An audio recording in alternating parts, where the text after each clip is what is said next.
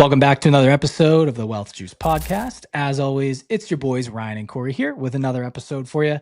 Today, we're going to talk about fitness as the ultimate cheat code for entrepreneurs. I really want to talk about, overall how fitness can be a life hack, cheat code for people running businesses or people just looking to get a leg up on their life. Not only does it boost your mental clarity, but you can actually network today at a very high level in certain gyms. So we want to talk about how certain challenges like 75 hard and then joining specific fitness clubs can help you jump into bigger rooms and really network. We always talk about, getting in the rooms with the right people and surrounding yourself with people that have attained a high level of success. And we found that working out not only helps give you clarity mentally, but it can be an insane networking tool. So I'll just kind of start here. I've been a member of like LA Fitness for a long time, and I'm sure it's a very commercial gym. I'm sure a lot of people, have gym memberships, like this. It's only $30 a month. And I kept hearing little, like, I guess like hints to that there's a new gym coming in town. It's going to be this real big, massive powerhouse. And turns out it's called Lifetime Fitness. And so I did a little bit more research, and I come to find out that it costs like $210 or $220 a month for a gym membership like this. And I'm like, dude, I would never do that. If I'm only spending $30 a month, why would I, almost 10x that? What's the point of this? But we had a couple of friends that joined. And when you walk into this place, I'll say, I did this today, like really early this morning. I was like, you know what? I'm going to go check this place out. I need to get a workout in instead of the traditional LA Fitness going in, go through my routine. I walked into Lifetime, and I kid you not, this place was like a sanctuary. I walk in, to my left, there's a smoothie bar. To my right, there is a spa. And then obviously they're the front desk. And then there's like two other floors. On the other floor, they have a Pilates studio, a yoga studio. They have childcare. They have a gym, a racquetball court. And then on the next level, there was the traditional weights with a ton of treadmills for people, the workout bikes, then just the free weights. So they basically had something for every person. And what I came to find out was like these gyms aren't just like going to the gym. These are communities, and they've made this a place like a one-stop shop for people to go and like spend more time than just a quick hour workout, right? It's to be able to have your hit on every angle. So they also found it's like almost like a mini WeWork station where they have little pods where you can go work from home or work remote in these pods. And I saw all these people working. I'm like, wow, I bet you people get in here super early. They get their workout on. They do a little work. They get their smoothie and they go on. And just the business model in general was so interesting for me. But there's a bunch of these out there: Lifetime Fitness, Equinox, Soho House, and there's a bunch of boutique ones too. But the cool part for me was realizing like there's a lot. As I like drove into the parking lot, I saw Porsches, Range Rovers, Mercedes. I even saw a Lamborghini, and I'm like, oh my gosh, these are where the high level people are spending their time. And I bet you this is an amazing place to start networking and spending a lot of time with people and rubbing elbows with, whether it's business owners or investors and things like that. So it's a different level. I think we can talk about the mental aspects that this brings. But for me, I'm thinking about these gyms and these lifestyle gyms more as like what you would think it's like the modern version of a country club. It's we've always been kind of recommended. One of our mentors is like, hey, if I was young and starting over, I would go rent an apartment super close to a country club, just work in the dining room, become a caddy, and just spend all the time with the old rich golfers to network, see how they made their money, and then eventually like ride the coattails and like get in the rooms with them and potentially have a mentor that way. I've heard a bunch of different stories how people have done this through these lifestyle gyms. So today was my like first real experience. I try to spend 5 to 7 days a week working out, whether it's going on a run or hitting the weights, and provides a ton of mental clarity. But for me now, I'm like, wow, this is the next level for me. I need to start spending time in these higher level places. I was so motivated. I saw all the very in shape people around me. I'm like looking left and right. I'm like, these are my people. Like I got to start talking to them. And I don't know if you have any thoughts there, Core, but today was like, it opened my eyes more so than I could have imagined. Well, first of all, dude, like what is wealth without health? Like honestly, like money means nothing to me if I can't be active and be able to move around and feel like in my 30s, like I felt like when I was 18. Like it means nothing. Like I'd rather have significantly less money.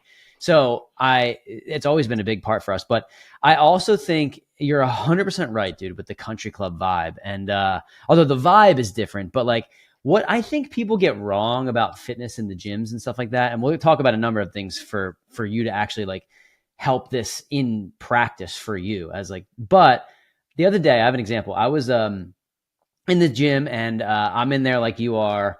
And dude, my mood, I am like a grumpy asshole if I don't go to the gym. Like it is, I've noticed it. And it's like, I overthink things. My anxiety is high. I go to the gym and I'm like, it sucks when I'm doing it. Like the workouts are terrible. But then when I'm done, I'm like, oh my God, dude, like whatever was bothering me before, it's not bothering me now. So I'm hoping that's resonating with other people. But I was in the gym yesterday and there's this guy that I've seen in there a number of times. Like I said, what's up? Like we've talked. Yeah, actually his name's Ryan. He's probably like 6'4", like 260 and built like a brick shit house. And he was benching the other day and he was doing 315, like 5 reps of 5. So that's a lot of weight. Like, like I'm putting on 2 plates. Like I can lift a little bit. This guy is just like putting up weight and he's like, yo, can you spot me? And I remembered, his name. And he was like the biggest savage I've ever seen lifting and like, just like his routine when he lifts. And at the end, he's so humble about it. Like when he puts the weights up, he's like, oh man, like, what'd you think? Like, actually, could you do this? Like, instead of doing that with the spot, it really helps me. And then I was telling him about like, I was plateauing on certain exercises. He's like, oh dude, you should do this. Like my point of bringing all this up is like, at the end, he's like, Corey, right? Like he remembered who I was. And you would think this guy from looking at him, when people get in the zone, they're like, kind of like, don't bother me. Don't talk to me. Like they seem like they might be like not nice people. This is the nicest guy in the world. I haven't even figured out what he does for a living yet. But the point is I think that people think that there's this intimidation factor with people in the gyms when actually those people who are lifting and working out every day, oftentimes are like some of the nicest people ever. Like they want to interact with people. They want to share their knowledge. They want to build connections. But I think for people that don't work out, it's like this hidden theory that those people are like it's like a gym culture, gym bro culture. It's like I found most of the times, like maybe I am a gym bro, like so I'm in that vibe, but like I want to talk to people outside of the fact that if someone's like talking my ear off for an hour while I'm like trying to actually work out, but like I want to interact and I want to be in that zone. And I think that more people need to like look at it like, hey, this is a networking tool too. And then we'll get into like why we think it's upped our dollars, it's upped our mood, it's upped a lot of things in our life. Dude, 100%. You nailed it. And it's funny. It's what I love about the gym is it's an even playing field, right? You're going in there. You technically, you don't know what their net worth is, what their family life is, what they do outside of the gym. You're just in there. So it's kind of a way for people to like just become one together and just kind of hang out and do your thing. And most of the time people are just locked in, just training their mind, their body, and they're just like trying to get through the day and like to remain healthier, right? So for me, I mean, we can kick this all the way back to like high school or pre-high school, but I've just been a gym junkie because I've seen how much it changed my life. Growing up, like 7th, 8th grade, I was a late bloomer and I was like the chunkier kid and all my buddies were like athletes. And there was a combination of like, hey, probably didn't have the best habits, but also I didn't hit puberty yet, but I didn't also go like work out and I wasn't outside a ton. And like, I played sports, but my point is, my mom got me a gym membership. I talked about this on a different episode, but my mom got me a gym membership and she's like, right, you should try the gym. Like I go there, this might be something for you to just like,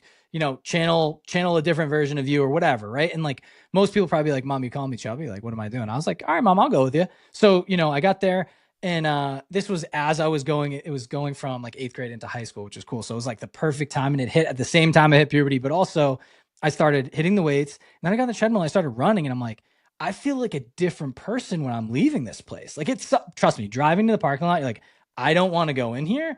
And if sometimes you just have to make it to the parking lot, open the door and get in and get the workout done. But then I started studying it even more. And I'm like, okay, this guy's jacked for this reason. There's power lifters, there's bodybuilders. There's like, I'm like, what do I not like about myself? Like what part of my body? And let me just train that. And like, for me, I realized at a really like young age, running was something that just, the weights do something where you just feel like the Hulk in a way, and you see the veins pop and then like the endorphins start flowing. But running for me provides such mental clarity where my anxiety drops all the way to the bottom. I clear my head. Like I'm no longer thinking about all the BS that's swarming my life, whether it's like my social life, my business life, my professional life, all these things. Now, and I bring it back to when I was a kid, like I didn't know any of these things. I just knew I felt good leaving. One of the coolest things for me was I ended up moving away from a lot of my friends went to the local high school. And then I went to a private Catholic school, like about 45 minutes away, just because they were going to be taking away sports and some extracurriculars at the high school in town. So I didn't get to see these people for a school year, right?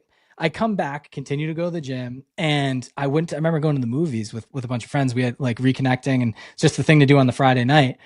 And they all like walked by me. I was like standing there in the lobby, and I'm like, dude, what are they doing? Like, I'm like, yo, guys, what's up? And I just remember, I vividly remember one of my buddies, Justin, he looked at me, he's like, Dev?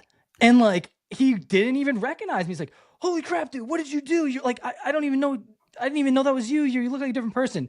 And that one feeling, like, dude, I remember it's been 20 years ago. And I still remember vividly that exact moment. And it changed my life. And I was like, dude, you can completely change who you are and like your appearance and become this different version of you purely by putting in the work and doing something. And so for me, I'm obsessed. I cannot not go to the gym. And it's also, it might be one of those, whether it's a blessing or a curse, I don't know. It's one of those things like my wife will be like, dude, you need to go to the gym. I know for a fact you didn't go today or you didn't go for 2 days in a row. Like and maybe it's not like demanding me to go, but she's like, hey, Rod, you go to the gym? I'm like, nah. She's like, yeah, you might, you can if you want. It doesn't sound like her voice, but yeah. No, yeah, exactly. So, it was probably the first thing I said. But my point is that has stuck with me. And so I carried that through high school too, right? So like then this is really interesting. I started working out very heavily then. So I played football, I played lacrosse, I switched from baseball to lacrosse, but I like those like contact sports and all the guys in the gym and they're working out at school and all this stuff. And so I remember like I was still semi like not 100% in shape that first year.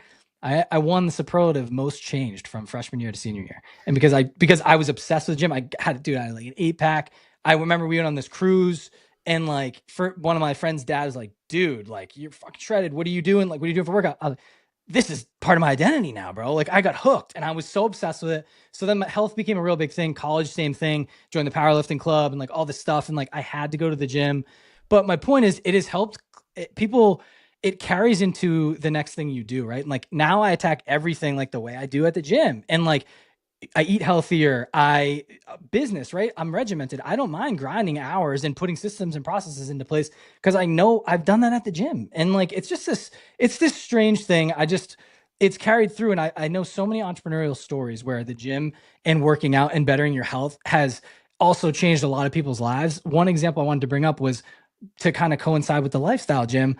Many of you guys probably know this author, but his name's Sahil Bloom, and he is the author of the book, The 5 Types of Wealth. And he's just like a motivational speaker, entrepreneurial guy. But one of the stories I loved about him was he became part of like the 5 a.m. workout club, right? Like, the guys that say that, like Miracle Morning, like get up at 5 a.m. before the world gets up, go do your thing. He's like, at first he didn't buy into it. And he's like, I'm just going to try it. Started working out before his day started. And he met this older gentleman with like white hair who's clearly like, maybe 10 to 20 years his senior, probably more than that. And they didn't never ask what each other did. They just were like, hitting sets together. They'd meet up, they'd talk about life. And then, Sahil starts talking about like, hey, he wants to do certain thing for business and write this book. And come to find out the gentleman that he had worked out with for the last 6 months to a year was Apple's CEO, Tim Cook.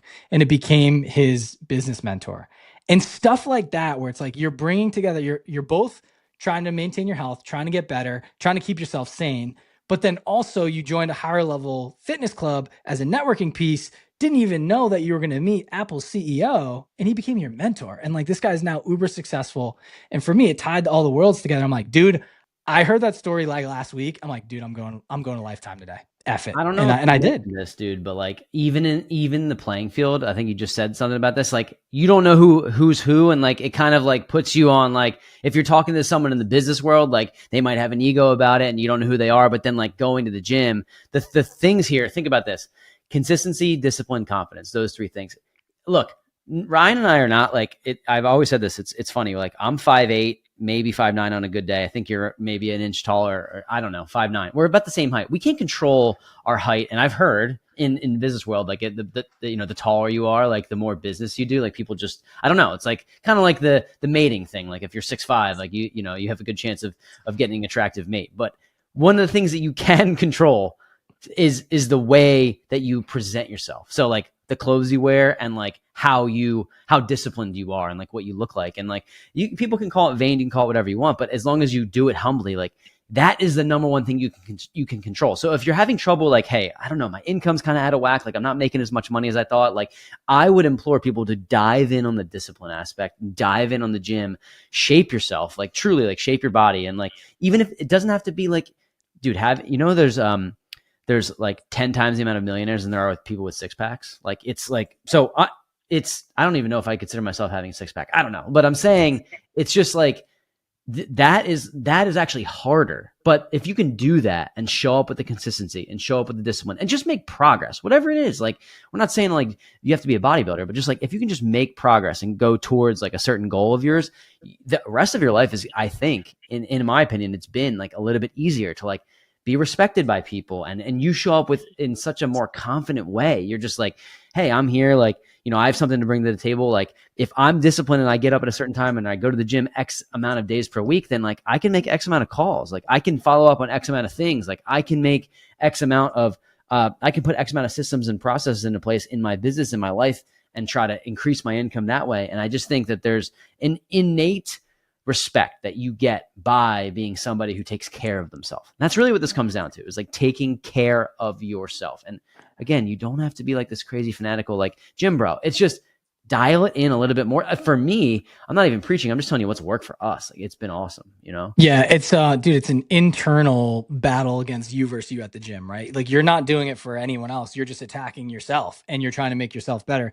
And what I found is for me, and I'm not saying this is going to come out, you know, probably controversial, and this is not what I mean, but when I see someone that is jacked, ripped out of their mind, or just really in shape, I take them a little bit more serious, or what they have to say a little bit more serious in the business world, because I know all the time, energy, and effort it takes in today's world to get yourself to that point, to not only get there, but to maintain it. You have to eat right, given all the BS that's out there that they're feeding us on a daily basis.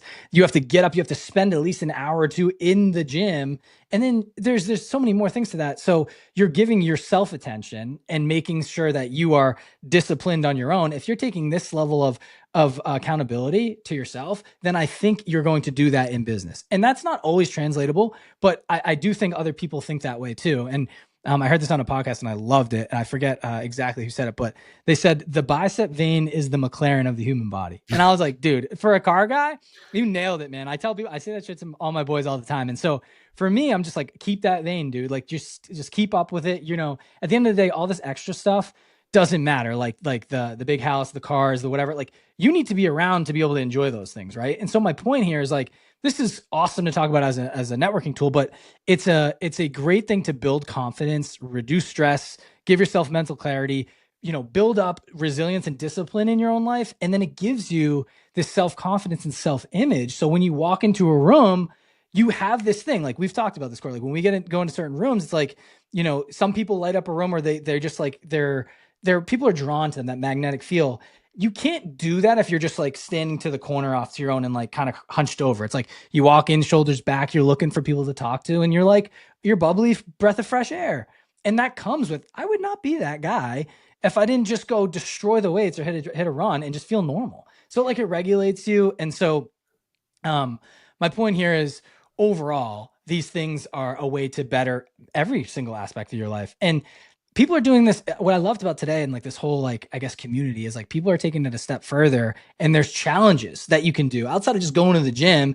There's things like the HYROX challenge that a lot of the guys in the CrossFit community are doing. And I had a buddy that, you know, I worked in sales with before, and I just saw him on Instagram. Like, he is a monster now, dude. He was in shape before, but he's doing the HYROX challenges. There's a couple guys in our community. One of our boys, Tommy. I didn't realize he was 6'2" in a brick shit house, but you met him in person. I'm like, so Tommy, I know you're probably listening. We love you, dude. And just like those guys are just the people that I want to be around. And I'm like, dude, we're going, like, I want that guy in my foxhole. Like, we're going to take down shit together. And so events to the HYROX, but there's Spartan races, Tough Mudders, like for people that go do the running type stuff.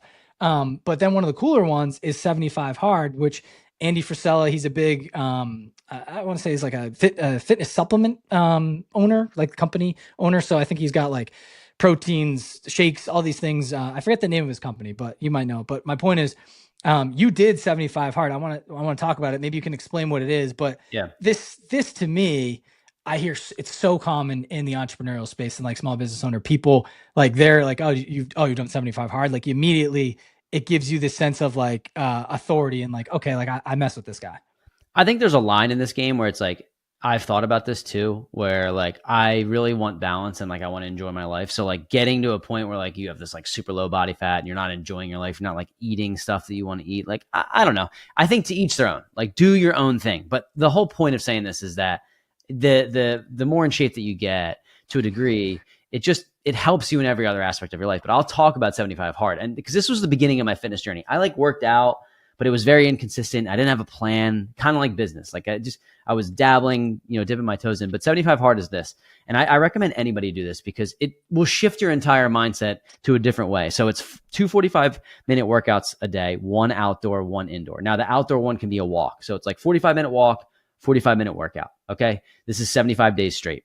Follow a diet of your choice. Doesn't have to be any specific rules, but just follow a diet. No alcohol, 1 gallon of water, and then read 10 pages of a book. And then also, I think there's one that we missed, like just in terms of our notes, is take a progress pic every single day. So if you do that 75 days straight at 75 hard. What this did for me, by the way, not sustainable, insane person to do this any longer than 75 days, right? Like but what it did is that I originally was like, oh man, I'm so sore. Like I can't work out more than 3 days a week. And then I just did this. And I was like, wait, I just worked out for 75 days in a row, took a photo, did all this, took a photo, did the water, whatever. I did this for 75 days straight, a full 2 workouts a day. Like I can do this. Now I'm 4 to 5 days a week because I'm like, I just expanded my mind and my thought process and my muscles too. I actually didn't, to be honest, I didn't see like crazy progress on this. Like it was like good. And I was like, I expected more, but it made me want more and more and more. So then what did I do? I took my step count up from like 7,000 a day to now I do over 12,000 every single day, no matter what. And then I started to like shred a little bit more weight off and just like feel more confident. So now I have this another added layer of discipline in. So I took what I did there and just put it into like, okay, now I do this every single week. It's not 75 hard. I don't work out every single day, but to me, it helped shape the rest of it. And I think if you do something that's like really, really hard for a period of time, then you'll just adopt the things that you do and you don't like from it and take it into your everyday life. And you don't have to be a psycho, right? But maybe we are psychos for even having this conversation, but it helps. I can't even explain how much it has shaped us physically and mentally. You proved it's a mental toughness challenge, right? Really, Yeah. that's what it is. And like discipline, consistency, you prove to yourself you can do it. And the human body and mind has this crazy way of adapting to whatever you put in front of it. Like, well, I'm just going to like relate this to people. Maybe they're like, okay, dude, we hear you guys on the fitness stuff, but becoming a parent, let me just throw that out there for people that are listening. Maybe you're not a huge workout person, but you become a parent. There is no way you could ever tell me that someone is like, yep, I'm fully prepared to be a parent. I thought I was prepared. I had my money right. I had my mental right. I had my fitness right. And then you get thrown into the fire. And I'm like, oh my God, dude, what did we get into? It's the craziest, most unexpected thing. You can be as regimented as you wanted. You get thrown stuff left, right, up, down. You have to adapt. Like, why is you crying? I don't get it. And they can't tell you why, by the way. And so for me, this is just another thing in life, like outside of the fitness world, is like, you just do it, right? And you adapt and you figure it out. There's so many boneheads becoming parents and they just figure it out. You prove to yourself you can do this and you just expand, right? And you're like, oh, okay, well, now I just have to adapt and figure this out. So my point here is all these things have trained us to become better entrepreneurs and better at business owners. We've built 80 units of a real estate portfolio while still having our 9-to-5 jobs. That is the dumb. If you told me when I was like younger that I'd be doing that, it's like insane. The only way I've ever been able to do that is being like reverting back to my discipline, consistency, and sticking to the foundation I built and like the habits that I built doing these other things. I just allowed myself to expand. I built the system, I built the process, and we've been able to do it. And you surround yourself with other people that also have the same vision as you and that are driven like this. And you find the type A peoples that like really want to be, have a bigger life and figure out how to get themselves to their purpose or whatever. That, dude, that is like, it all comes full circle. And it just, I find that a lot of these people just have the gym and the health and things like this. And even become a parent, like you're ready to do the entrepreneurial stuff, man. Like you are. I think people are just afraid to try, and maybe some people don't even want to do it, but that was my thought. Dude, I'll leave people with this. It also keeps you so humble. Like that's the thing. And like maybe we're having this episode and people are like, you guys don't sound humble right now. But I promise you, we pride ourselves on like being humble. And what I'm saying is I go into the gym and there are dudes that are so much stronger. And it's not a comparison game, but then also the humbleness is like, okay, if this is the hardest, I want to make this the hardest thing I do today. So if I get up, or I don't actually go to the gym in the morning, sometimes I do it at noon, but when I lift, I want to make this the hardest thing I do. I push myself to failure. So I am like, you're not good enough right now, Corey, in this situation, right? And it humbles you. And it's like, okay, I got to X amount on the bench or X amount on the squat, and this last time I did it. And then this time I didn't even get to there. Oh my God, like I thought I was getting stronger. Like you have these plateaus and then you go down, but it humbles, it makes you realize like, I have a long way to go in this situation. Like I got to keep pushing. Like, or you do hit a personal record. You're like, great, that's awesome. Okay, where's the next one? Like, dang, I still got like, where, how do I continue to push myself and stay humble? Because at the end of the day, if you make your workout the hardest thing that you do that day, and you keep keep moving the goalposts for yourself a little bit, you're going to be surprised like the impact that you can make in the business world and the sales world. And just like as an employee or as an entrepreneur, like you're like, wow, I push myself this hard in the gym. Having these phone calls or having these discussions with clients, that's easy. That's actually not that hard. I already maxed out on my bench press today and failed and dropped it on my chest. Hopefully not if you have a spot, but you get my point, like theoretically. So it's changed everything for us, It has, and it's subliminally, you can do things that I don't know how they say it. Like there's a phrase here. It's like, you build out a list of like the hardest things or everything you have to do that day. And they say, eat the toad or whatever it is. There's something like that, or eat the frog. And it's like, meaning like there's one that's riveting at you that sucks and you really don't want to do it. You take that thing down first. And you're more likely to even try to take that down after you've regulated yourself.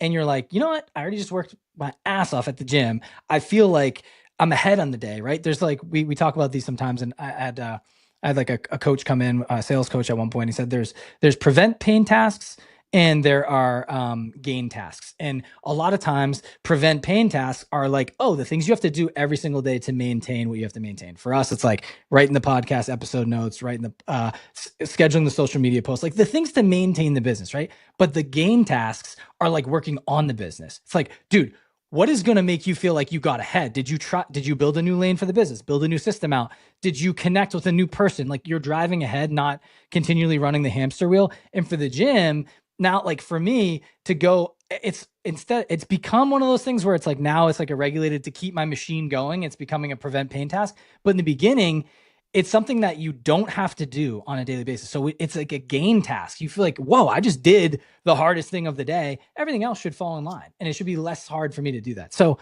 overall, I think you should ask yourself like after this episode, and by the way, I don't want this to come over as like a braggadocious episode. It's not like that. And we're not talking about with these big muscle heads, like, dude, we're top alphas. Like not, I'm like, that's the exact opposite of what I wanted it to be. Is like, use this as something to challenge yourself, but to also keep yourself regulated and get yourself into this rhythm of like, you can't forget about your health, right? And there's ways to network and strategically make this better, but it's really something that will change your life drastically in every aspect if you can make it a part of your routine. But I want people to ask themselves, like, are you putting yourself in the rooms where you're expanding your network? Are you pushing your body and mind past their limits? Or are you just going by the day to day? And have you been doing that for years? Because this is like the edge that you could potentially be looking for. And it might seem very small, but it might take your business to the next level. It might take your life to the next level, your relationships to the next level. And it could just be, one thing where you try 75 hard, you sign up for a race and you have to train for it. And like, maybe you need the carrot dangled in front of you. Maybe it's just going to one of these higher end gyms and meeting people that are chasing the same things you're chasing. Right. And so overall, it's just a different world that's out there that I think had I not been exposed to it at a young age, it wouldn't be so commonplace for me to talk about this. And some people might be like, listen, that sounds pretty interesting. So that was the point of this episode, is not to come across as these dudes that they feel like they know everything, they work out and they're most top tier. Like, we have the biggest challenges ever on a daily basis, but to keep us regulated, and for me to become a sane human being and like continue doing what I do, I have to go to the gym. It's just part of my life.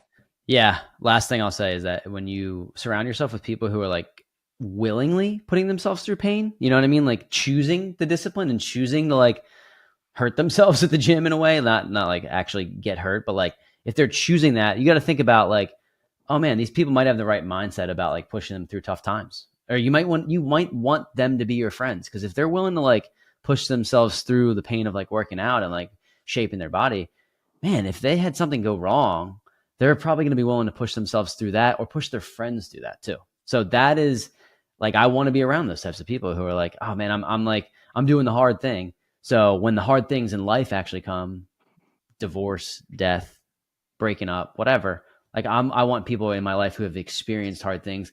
And I've heard this quote: "The hardest thing you've ever been through is the hardest thing you've ever been through." So if that might not be that crazy, but it's different to everyone. So if you're putting yourself through the pain and the suffering that it takes to like get in shape and go to the gym, like I don't know, I think that's a pretty cool thing. I think that's somebody that I like want to associate with. So it doesn't matter what your body fat percentage. I'm not saying any of that. Just like if you consistently like show up, I think that's pretty cool. So this will help you in business and life and everything. And I implore people, try 75 hard. If you have any questions about it, reach out to me. I'd love to chat about it. I did it one time. It's not like I do it every day, but Yeah, no, I think it's awesome, dude. And overall, it's just like you might find a new community that you never knew existed that could just completely change your life and get you excited about other things. And that's what walking into that lifetime today was like. Damn, there is a new world out here for me. This is the next level. I was so excited, and I'm like, I think they suckered me in. But we might overall, be this paying, episode, the two of us might be having a car payment on the gym. Who knows at some point, but I mean, hey, dude, at this point, it's this. What did I say? Go back to my McLaren line, dude. That is our car. So overall, this episode was just to outline, hey, like how fitness could actually be the ultimate cheat code for entrepreneurs. So with that, thanks for tuning in. We appreciate you. We're gonna try to bring some more fun episodes like this coming up here in the next couple of weeks, and we will see you next week.